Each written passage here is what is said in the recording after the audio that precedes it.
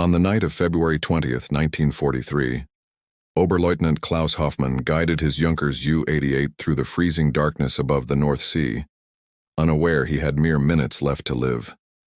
The twin-engine night fighter had been stalking British bomber streams for weeks, its crew collecting scalps with methodical efficiency. Behind Hoffmann sat his radar operator, Unteroffizier Werner Schmidt, eyes fixed on the primitive Liechtenstein radar scope that glowed faintly in the cramped cockpit. They had claimed 4 Royal Air Force bombers in the past month, their names whispered with grudging respect even among enemy crews. Tonight promised another victory. The Luftwaffe's night fighter force had evolved into a terrifying predator by the winter of 1943. German radar technology, combined with aggressive tactics and intimate knowledge of British bomber routes, transformed the night sky into a killing field. RAF Bomber Command hemorrhaged aircraft and crews at unsustainable rates. Young men who had trained for months disappeared into the darkness, their bombers simply vanishing from formation without explanation or trace. Ground crews found empty beds in the morning, personal effects waiting for owners who would never return. Squadron leader James Mitchell of RAF Coastal Command understood this terror intimately. He had lost too many friends to the invisible predators that stalked the night. But Mitchell possessed something the Germans did not yet comprehend: the Bristol Beaufighter Mark VIF, equipped with the revolutionary AI Mark 8 airborne intercept radar. This technology, developed in desperate secrecy at Britain's telecommunications research establishment, could detect enemy aircraft at ranges the Germans considered impossible. The death zone extended 5.5 miles in optimal conditions, an invisible sphere of detection that gave RAF night fighter crews unprecedented advantage. According to reports documented in the Air Ministry's historical records from this period, the Beaufighter represented Britain's response to the Luftwaffe's nocturnal superiority. The heavy fighter carried 4 20mm Hispano cannons in the nose and 6.303-inch machine guns in the wings. When these weapons fired, they created a cone of destruction that could shred an enemy aircraft in seconds. But the guns meant nothing without detection, and detection meant everything in the lightless void above occupied Europe. Mitchell had flown 23 operational sorties in his Beaufighter, developing an almost supernatural partnership with his radar operator, Flight Sergeant Peter Thompson. Thompson could interpret the radar scope's mysterious blips and echoes with uncanny precision, calling out ranges and bearings that allowed Mitchell to position their aircraft for perfect interception. They hunted together, 2 minds operating as one, their Beaufighter prowling the night like a mechanized owl searching for prey. The technology advantage remained Britain's most closely guarded secret. German intelligence suspected the RAF had improved radar systems, but they fundamentally misunderstood the capability gap. Luftwaffe night fighter crews still relied on ground-controlled interception, vectored toward targets by Freya radar stations scattered across occupied territory.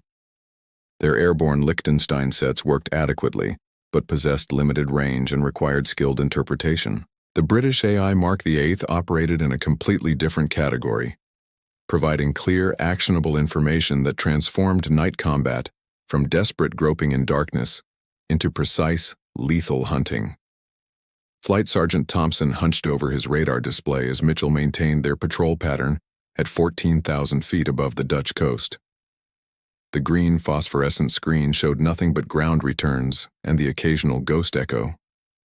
They had been airborne for 90 minutes, circling in the cold darkness while waiting for German night fighters to reveal themselves. The Beaufighter's twin Bristol Hercules engines droned steadily, their rhythm hypnotic and reassuring. Intelligence briefings had indicated increased Luftwaffe activity along this particular corridor. German night fighters frequently staged through Gilserijen airfield in the Netherlands, intercepting RAF bombers returning from raids on the Ruhr industrial region. The Germans had established a sophisticated defense network called the Kamm-Huber Line, named after General Joseph Kamm-Huber, who commanded the night fighter forces. This system divided the night sky into boxes, each monitored by ground radar and patrolled by fighters waiting for vectoring instructions. Mitchell understood the German tactics because RAF intelligence had pieced together the system through interrogation of captured crews and analysis of radio intercepts. The British countered with various electronic warfare measures, including primitive jamming equipment and routing variations. But the most effective counter remained aggressive night fighter patrols using aircraft like Mitchell's Beaufighter, hunting the hunters before they could reach the bomber streams. "Contact," Thompson's voice crackled through the intercom, calm despite the adrenaline surge both men felt.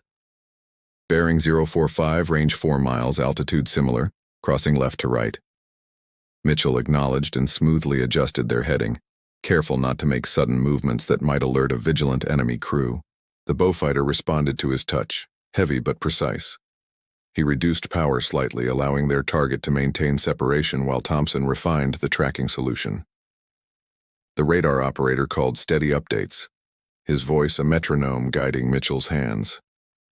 At 3 miles separation, Mitchell could see nothing through the perspex canopy except infinite darkness, punctuated by distant stars. No navigation lights betrayed the enemy aircraft's position. No exhaust flames revealed its engines. The German crew flew in complete blackout, confident in their own invisibility. They had no conception that electronic eyes already tracked their every movement, that the night's darkness provided no protection against the technology hunting them. "Range 2 miles, steady bearing," Thompson reported. "Looks like a twin engine, probably a Ju-88. Mitchell eased the throttles forward, closing the gap with predatory patience. His thumb rested on the cannon firing button, though he would not fire until visual confirmation. RAF doctrine demanded positive identification before engagement to prevent tragic mistakes. Too many Allied aircraft had been shot down by nervous friendly crews in the confusion of darkness. Contemporary accounts from RAF Coastal Command operations, preserved in the National Archives at Kew, describe the intense concentration required for successful night interception. Pilots and radar operators developed extraordinary teamwork through repeated sorties, learning to communicate with minimal words and maximum precision. The best crews operated with almost telepathic coordination, anticipating each other's needs and reactions. At 1 mile, Mitchell spotted the faintest outline against the starfield, a darker shadow that moved independently of the background. His pulse quickened, but his hands remained steady. Thompson confirmed the range, his voice tight with anticipation. Mitchell closed to 800 yards, the optimal firing range for his cannons, and eased the Beaufighter directly behind and slightly below the unsuspecting Junkers. Oberleutnant Hoffmann remained oblivious to the predator stalking his aircraft. His attention focused on the radar operator's reports of potential targets ahead. British bombers scattered across the sky after their raid on Essen. Schmidt hunched over the Liechtenstein scope, calling out bearing changes as they pursued what appeared to be a Halifax heavy bomber, limping home with damaged engines. The German crew had perfected their technique through dozens of kills, approaching from below and behind where the bomber's guns could not reach them. Mitchell positioned his Beaufighter with surgical precision, holding formation 600 yards behind the Ju-88. At this range, he could clearly see the German aircraft's silhouette, its distinctive twin engines and glazed nose unmistakable. Thompson confirmed the identification, and Mitchell's thumb moved to the firing button. He took a breath, steadied the aircraft, and squeezed. 4 20mm cannons erupted simultaneously, their muzzle flashes illuminating the darkness with stroboscopic brilliance. The shells crossed the intervening space in fractions of a second, high explosive rounds designed to tear through aircraft structures. The first burst struck the Ju-88's port engine, detonating against the cowling and sending fragments through the wing. The second burst walked across the fuselage, punching holes through aluminum skin and into the crew compartment. Hoffmann had no time to react. One moment he flew in peaceful darkness, hunting British bombers with confident anticipation. The next moment, his world exploded in fire and noise. The port engine disintegrated, spraying burning oil across the wing. Cannon shells ripped through the cockpit and Hoffmann felt hammer blows against his seat. Schmidt screamed once, then fell silent. The instrument panel shattered, gauges exploding in cascades of glass and sparks. The Junkers rolled violently to port, its damaged wing creating asymmetric lift. Hoffmann fought the controls instinctively, but the aircraft refused to respond. Fire spread rapidly along the wing route, fed by ruptured fuel lines and hydraulic fluid. The Ju-88 entered a steep spiral, accelerating toward the dark sea 4,000 feet below. Hoffman grabbed for the canopy release, his training taking over even as consciousness faded. He managed to jettison the canopy before the G-forces became overwhelming, but never succeeded in abandoning the dying aircraft. Mitchell watched the junker spiral downward, trailing flame like a falling meteor. He resisted the urge to follow, maintaining altitude while Thompson scanned for additional contacts. RAF doctrine emphasized survival over confirmation. Too many night fighter crews had been lost while following victims to the ground. Mitchell recorded the time, position, and circumstances, then resumed patrol altitude. The entire engagement had lasted perhaps 20 seconds from first visual contact to the enemy's final plunge. Mitchell felt no particular emotion, neither satisfaction nor remorse.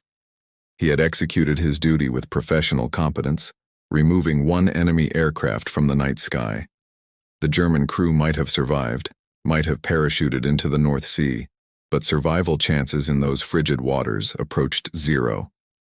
Mitchell knew this but could not afford to dwell on such thoughts. Statistics compiled after the war, available in official RAF historical volumes, indicate that successful night fighter interceptions typically concluded within 30 seconds of visual acquisition. The advantage belonged entirely to the detecting aircraft, which approached with complete surprise and unleashed devastating firepower at point-blank range. Defensive maneuvering rarely succeeded because crews had insufficient warning to react effectively. Over the following 3 months, RAF Coastal Command's Beaufighter squadrons devastated Luftwaffe night fighter operations. The 5.5-mile detection radius transformed night combat dynamics, shifting advantage decisively toward British crews equipped with AI Mark VIII radar. German pilots who had dominated the darkness suddenly found themselves hunted by invisible enemies who struck without warning. Squadron leader Mitchell and Flight Sergeant Thompson claimed 7 confirmed victories by May 1943, making them one of the most successful night fighter teams in Coastal Command. Their technique remained consistent: patient stalking, precise positioning, devastating cannon fire at close range. They approached each intercept with workmanlike efficiency, treating combat as a technical problem requiring systematic solution rather than an emotional contest of courage. Other Beaufighter crews achieved similar success. Flight Lieutenant David Henderson and his radar operator, Flight Sergeant Robert Mills, shot down 6 German aircraft in April alone, prowling the airways between the Netherlands and Denmark, where Luftwaffe night fighters concentrated. Flying Officer Charles Morrison scored 5 kills during a single intense week when German forces attempted to reinforce their defensive network. The Luftwaffe initially attributed their losses to bad luck or improved British bomber defensive tactics. German intelligence struggled to understand why experienced night fighter crews simply disappeared. Pilots who had survived dozens of combat missions vanished without radio calls or distress signals. Aircraft that should have returned to base never arrived, leaving ground crews staring at empty dispersal areas and wondering what catastrophe had befallen their comrades. By late spring 1943, German commanders recognized they faced a technological threat of unprecedented sophistication. Captured RAF aircrew, when interrogated, sometimes mentioned advanced radar systems, though they typically lacked technical details. Luftwaffe signals intelligence detected unusual radar emissions from British aircraft, but German engineers struggled to determine capability and range. The true extent of British radar advantage remained hidden behind layers of operational security. General Joseph Kamhuber, commanding German night fighter forces, responded with tactical modifications designed to reduce vulnerability. He ordered crews to maintain radio silence except for essential transmissions, hoping to prevent RAF fighters from homing on radio broadcasts. He adjusted patrol patterns, dispersing aircraft more widely to complicate interception. He accelerated development of German airborne radar technology, pushing manufacturers to improve the Liechtenstein system's range and reliability. These measures achieved limited success. The fundamental problem persisted. German night fighters operated with inferior detection capability. British Beaufighters detected them first, tracked them continuously, and engaged at times of British choosing. No amount of tactical adjustment could overcome this technical disadvantage. The death zone extended 5.5 miles in every direction around each Beaufighter. an invisible sphere of detection that German crews could neither see nor evade. Historical analysis conducted decades after the war, documented in numerous scholarly works on radar development and night combat, emphasizes the revolutionary impact of AI Mark VIII radar on aerial warfare. This technology represented one of several critical innovations that shifted strategic advantage toward Allied forces during 1943.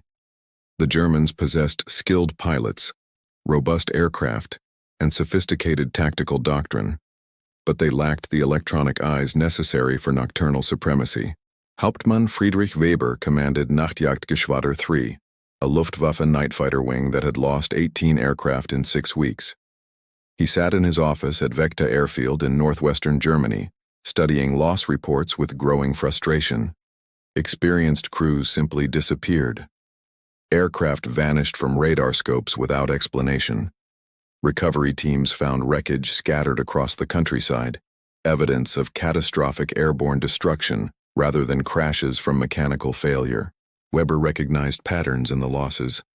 Aircraft disappeared while transiting between patrol zones, typically during return flights to base. Crews rarely transmitted distress signals, suggesting they had no warning before attack. Wreckage analysis revealed extensive cannon damage indicating powerful armament fired at close range. Weber concluded his pilots faced a threat they could neither detect nor defend against, an enemy with technological superiority that negated German tactical advantages. He convened meetings with his most experienced pilots, including Oberleutnant Hans Richter, who had survived 29 combat missions and claimed 11 bomber kills. Richter described encounters where his radar operator detected nothing, yet tracer fire suddenly appeared from the darkness. Other pilots reported similar experiences, moments of peaceful flight interrupted by devastating cannon fire from unseen attackers. "They see us before we see them," Richter concluded, his voice flat with certainty. "Their radar is better than ours, significantly better. We're flying blind while they have perfect vision." Weber drafted reports to higher command, explaining his assessment and requesting immediate technical assistance. He emphasized the urgency, noting that crew morale deteriorated as pilots recognized their vulnerability. Flying night patrols had transformed from hunting expeditions into survival exercises. Men who had volunteered enthusiastically for night fighter duty now approached missions with grim acceptance of likely death. The Luftwaffe's technical services responded by deploying improved Liechtenstein SN2 radar sets, which operated on different frequencies with enhanced range. Engineers also developed Naxos receivers designed to detect British radar emissions, providing German crews with warning when enemy night fighters operated nearby. These countermeasures offered marginal improvement, but could not close the fundamental capability gap. By summer 1943, the strategic situation had reversed completely from 2 years earlier. German night fighters, which had terrorized RAF Bomber Command throughout 1941 and 1942, now operated under constant threat from British night fighters. The Luftwaffe maintained numerical superiority, but numbers meant little when British crews possessed overwhelming technological advantage. German pilots adopted defensive tactics, flying in pairs for mutual support and maintaining heightened vigilance during transit between patrol zones. Squadron leader Mitchell observed these German adaptations during his patrols, but found them ineffective against systematic radar-guided interception. He and Thompson stalked German formations with patient determination, isolating individual aircraft and engaging before mutual support could materialize. The Beaufighter's heavy armament meant successful engagement required only seconds of firing time, insufficient for victims to summon assistance or execute defensive maneuvers. Documentation from this period, including operational records maintained by both RAF Coastal Command and the Luftwaffe, reveals the psychological impact of technological asymmetry on combat operations. German pilots who had dominated the night sky found themselves hunted by invisible enemies, their previous confidence replaced by constant apprehension. British crews, conversely, operated with increasing assurance as their radar-guided tactics proved consistently successful. By August 1943, RAF Coastal Command had refined night interception into a systematic process that combined technology, training, and tactical doctrine. Squadron commanders established patrol patterns designed to intercept German night fighters transiting between bases and operational zones. Intelligence officers analyzed Luftwaffe radio communications, identifying staging routes and concentration areas. Beaufighter crews received detailed briefings highlighting likely intercept locations and German tactical preferences. Mitchell and Thompson flew their 37th operational sortie on the night of August 12th, patrolling off the Danish coast where intelligence predicted heavy German activity. They maintained altitude at 16,000 feet, Thompson's eyes fixed on the radar scope while Mitchell scanned the darkness through the canopy. The moon had set hours earlier, leaving only starlight to illuminate the void. "Multiple contacts," Thompson reported, his voice carrying unusual excitement. "Looks like a formation, 4 or 5 aircraft, range 6 miles, bearing 270. Mitchell turned toward the contacts, adjusting power to maintain separation while Thompson refined the tracking solution. The situation presented unusual complexity. Engaging multiple aircraft risked alerting the formation and triggering defensive maneuvers. Mitchell decided to stalk the formation, waiting for opportunity to isolate a trailing aircraft. The German formation proceeded eastward, likely returning to bases after patrolling over the North Sea. Mitchell paced them at 4 miles separation, close enough for continuous tracking but distant enough to avoid visual detection. Thompson provided steady updates, his radar painting a clear picture of the enemy disposition. 5 aircraft flying loose formation, probably Messerschmitt Bf-110 twin-engine fighters, returning from unsuccessful patrols. After 15 minutes of shadowing, 1 German aircraft fell behind the formation, likely experiencing mechanical problems or navigation difficulties. Mitchell recognized opportunity and closed the gap, approaching from directly astern where the enemy's radar would struggle to detect his presence. At 2 miles, he could see the straggler's silhouette against the stars, a twin-engine fighter profile unmistakable despite the darkness. Mitchell positioned at 600 yards and opened fire, his cannons roaring in the silence. The 20mm shells struck the Messerschmitt's fuselage and port engine, explosive rounds detonating with bright flashes. The German aircraft staggered, fire erupting from the damaged engine. Mitchell fired a second burst, walking shells across the wing route and into the fuel tanks. The Bf-110 exploded, a brief orange fireball that illuminated the sky before tumbling toward the sea 4 miles below. The remaining 4 German aircraft continued eastward, apparently unaware their formation had lost 1 member. Mitchell considered pursuing but decided against it. The risk of alerting multiple aircraft outweighed potential gains.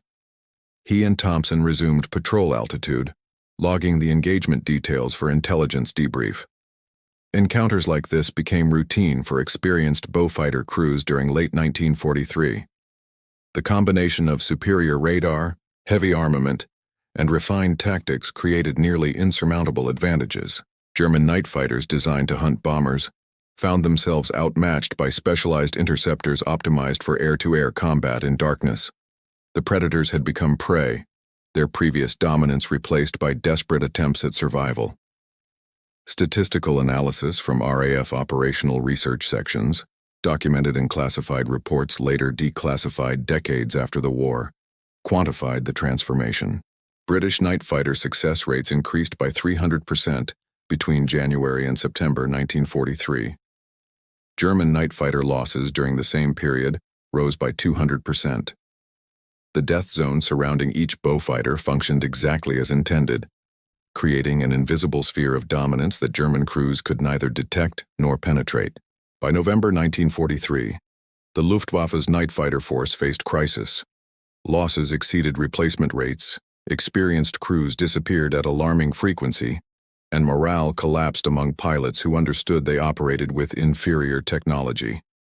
Hauptmann Weber's unit had lost 32 aircraft since spring, including some of his most experienced pilots. He commanded a force increasingly composed of inadequately trained replacements rushed through abbreviated instruction programs. The strategic implications extended beyond simple loss rates. German night fighters had been essential for defending against RAF Bomber Command's nocturnal offensive. With the night fighter force degraded by British counter-operations, bomber losses decreased significantly. RAF Bomber Command exploited this advantage, launching larger raids with greater frequency. Cities across Germany experienced unprecedented destruction as bomber streams reached targets with reduced attrition. German leadership responded with typical urgency. Albert Speer, Minister of Armaments and War Production, accelerated fighter production programs. Hermann Göring, commanding the Luftwaffe, demanded immediate solutions from his technical services. Engineers worked frantically to develop countermeasures against British radar, including primitive stealth technologies and electronic jamming equipment. But technology development required time, and the Luftwaffe needed solutions immediately. Squadron leader Mitchell flew his 43rd operational sortie on November 28, 1943, the night that would mark the end of his operational tour. RAF policy limited night fighter crews to specific sortie totals before rotating them to training duties, preserving experienced personnel for instructional roles. Mitchell and Thompson had exceeded expectations, their 7 confirmed victories placing them among Coastal Command's elite crews. Their final patrol proceeded routinely until Thompson detected a contact at maximum radar range, 5.5 miles distant. Mitchell turned toward the intercept, closing with practiced efficiency. The target appeared to be a single aircraft flying southward, perhaps a German night fighter returning from patrol or a courier aircraft transiting between bases. At 3 miles, Thompson identified the aircraft as a Junkers Ju-88, the same type Mitchell had engaged during his first successful intercept 9 months earlier. Mitchell felt no particular emotion at the symmetry, merely professional focus on executing proper intercept technique. He closed to 800 yards, confirmed visual identification, and opened fire. His cannon burst struck the Ju-88's port wing and fuselage, explosive shells tearing through aluminum structure. But instead of disintegrating immediately, the German aircraft executed a violent split-S maneuver, diving away while rolling inverted. Mitchell had never encountered such aggressive defensive flying from a Ju-88 crew. Typically, victims had no time to react before sustaining catastrophic damage. He pushed the Beaufighter's nose down, following the diving German aircraft while maintaining firing position. Thompson called range and bearing continuously, his voice steady despite the violent maneuvering. Mitchell fired again, his second burst catching the Ju-88 as it bottomed out from the dive and attempted to level off. This time the shells found critical systems, and the German aircraft's starboard engine exploded in flames. The Ju-88 rolled inverted and plunged toward the sea, trailing fire and debris. Mitchell pulled out of his dive at 8,000 feet, breathing heavily from the exertion. The engagement had lasted perhaps 45 seconds, longer than any previous intercept, demonstrating that German crews had learned defensive techniques despite their technological disadvantage. "Good shooting, sir," Thompson commented over the intercom, his tone professional but carrying a note of relief. That would be their last combat engagement, their final addition to a kill tally that had begun the previous winter. The 5.5-mile death zone established by AI Mark VIII radar and the Bristol Beaufighter fundamentally altered nocturnal aerial combat. Between February and December 1943, RAF Coastal Command's Beaufighter squadrons destroyed over 200 German night fighters, crippling the Luftwaffe's defensive capabilities at a critical juncture. The technological advantage, combined with aggressive tactics and systematic training, created overwhelming British superiority in night operations. Squadron leader Mitchell concluded his operational tour with 7 confirmed victories and probable participation in 3 additional kills where confirmation proved impossible. He transitioned to training duties, instructing new night fighter crews in radar intercept techniques and tactical doctrine. Flight Sergeant Thompson received a commission and continued operational flying with a new pilot, eventually claiming 3 additional victories before war's end. The broader impact of British night fighter operations extended well beyond simple statistics. German night fighter losses forced the Luftwaffe to divert resources toward defensive operations that might otherwise have supported offensive missions. The degradation of German night fighter effectiveness enabled RAF Bomber Command to intensify its strategic bombing campaign, contributing to the systematic destruction of German industrial capacity. Cities, factories, and transportation networks suffered unprecedented damage as bomber streams reached targets with reduced losses. German attempts to counter British radar superiority achieved limited success. The Luftwaffe developed improved Liechtenstein radar variants with extended range, deployed primitive radar warning receivers, and experimented with electronic countermeasures. These initiatives narrowed the capability gap, but never eliminated British technological advantage. British engineers continuously refined radar systems, maintaining their lead through the war's conclusion. The tactical innovations pioneered by crews like Mitchell and Thompson became standard doctrine for night fighter operations worldwide. The principles they established, systematic radar-guided intercept, patient stalking, close-range engagement, influenced post-war air combat development. Modern fighter aircraft still employ descendants of these techniques, adapted for contemporary technology, but rooted in lessons learned during the dark skies over occupied Europe. By war's end in May 1945, the death zone concept had evolved beyond its original implementation. Improved radar systems extended detection ranges beyond 10 miles, while new aircraft like the de Havilland Mosquito provided superior speed and maneuverability. But the fundamental principle remained unchanged. Technological advantage intelligently applied could overcome numerical superiority and tactical skill. Oberleutnant Klaus Hoffmann's body washed ashore near the Dutch island of Texel in March 1943, recovered by German coastal patrol forces. He received military honors and burial in a local cemetery, one of thousands of Luftwaffe personnel who died during the war's darkest years. His radar operator, Unteroffizier Werner Schmidt, was never recovered, his final resting place somewhere beneath the cold waters of the North Sea. The crews of those German night fighters never saw the death zone that killed them. They flew into invisible spheres of detection, their presence revealed by electronic impulses they could neither see nor understand. When Beaufighter cannons finally opened fire, illuminating the darkness with muzzle flashes, the engagement was already decided. The predators who had terrorized British bomber crews discovered they had become prey, hunted by technology they could not match and tactics they could not counter. Squadron leader James Mitchell survived the war, retiring from the RAF in 1953 with the rank of wing commander. He rarely discussed his wartime service, considering it simply duty performed during extraordinary circumstances. When historians later interviewed him about night fighter operations, he emphasized teamwork, training, and technology rather than individual heroism. The death zone, he explained, resulted from systematic application of scientific principles to military problems, not personal courage or exceptional skill. The 5.5-mile sphere surrounding each Beaufighter represented more than detection range. It symbolized the transformation of warfare through technology, the decisive advantage gained by nations that invested in scientific research and technical development. The German night raiders who disappeared into that invisible zone died not from lack of courage or skill, but from facing an enemy equipped with superior tools and trained to exploit them ruthlessly. Their sacrifice, like so many during that terrible conflict, illustrated war's fundamental truth.